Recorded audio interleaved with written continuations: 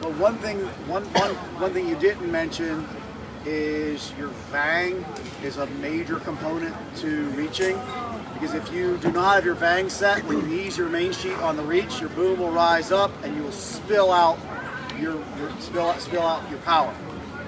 So the way I set my Vang, and your mileage may vary, TDIP. It works exactly the same thing. The way I set the Vang, and yes, you should consider the compression things too. It works well, but it works the same as my old Vang. It's the tuning same. Anyway, the way I set it is while you're sailing upwind, you trim that main sheet in, and then just take the slack out and cleat it. And then when you bear off to that reach, you've got your sail shaped the way you want it, and then when you ease it out, that boom just doesn't go up. And then you can tweak it for different conditions. And Jeff always talks about, you know, getting the battens about parallel to the boom. But if you've got nice streamers on your sail, the streamers, when you're on a reach, you know, should be streaming.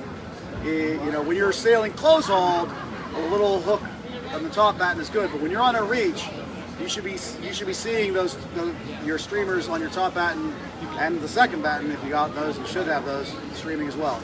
John, how do you set your Vang? What he just said. Oh. So you adjusted. Today you were adjusting it upwind and downwind. No, we basically just left it for downwind where position. it was, and we didn't do this. So I set mine for top batten parallel or slightly open, and then unless it's honking and I needed to flatten the sail, then I leave it set for down. And so then on a reach, you ease the main sheet and the top end was parallel, and you're solid. Anybody else trim their Vang differently? Yeah, we were working our Vang, so we're a little bit lighter crew. No offense. Yeah. Wow. Wow, you're getting likes on the likes. That's a compliment to you. And Don't forget we're live. So we were working the Vang in, well, I would say on the reaches, same thing. I would be paying attention to my telltales to make sure that they were streaming. I actually did occasionally over trim a little bit to get maybe 20% of the time my top telltale was stalled on the reaches, but 80% of the time the telltale was streaming. But on the upwind, especially when it got to be really gusty on those sort of back and forth things over there, when a gust came in, it was, as Ed said, right, ease, hike, trim. But one of the things we would do is I got my crew to basically, if you are hiking out, we need to maybe ease a little bit and the Vang on. But if you're not overpowered, is that increase in velocity hits you, you're probably needing to trim in a bit, right? Because in lighter air, your sails are a little bit eased. So in some instances, if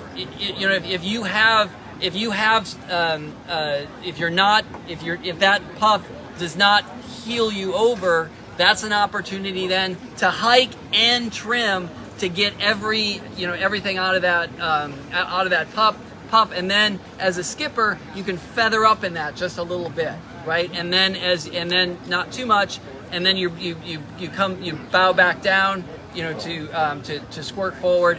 But as you are overpowered, a little bit of Vang on, so that flattens the sail. So two things I felt worked really well. So when this really shifty stuff that we have, it's super shifty and you got a lot of velocity issues.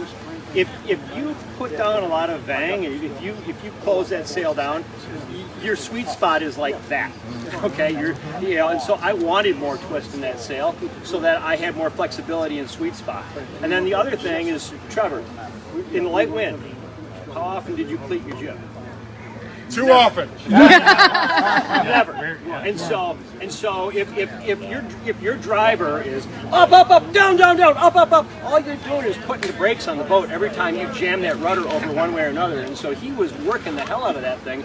We'd get a lift. Immediately he was out. I was out on the main, and I was over a little bit, slowly coming up. And then if we got headed, we came back down. So I was intentionally trying not to follow like this. Because if you went a little more smooth, And if you worked your sails more, you were faster as opposed. So you bend your cleats down a little bit so they don't just like automatically grab. Well, they do that Having the automatically. right angle is important, but I just So, have but to keep I one thought hand those there. doing that helped us, especially in the lighter wind. You could close it down more when it got windier, but in the lighter stuff, you never cleated that shit. For those of you that might be interested, the scores are posted. I might take a lot of different advice from different people in a few minutes. I think we're gonna go take a look at the scores. See you all later. Thanks for tuning in.